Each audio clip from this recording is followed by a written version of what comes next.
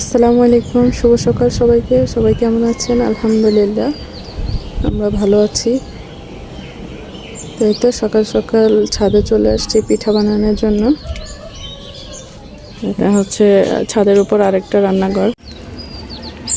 পিঠা দিয়ে দিলাম তাওয়াতে, পিঠা বানানোর জন্য গুলা দিয়ে দিলাম।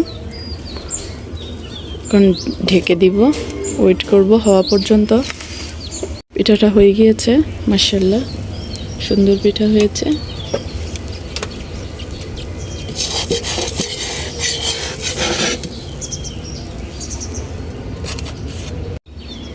আরেকটা দিয়ে দিব।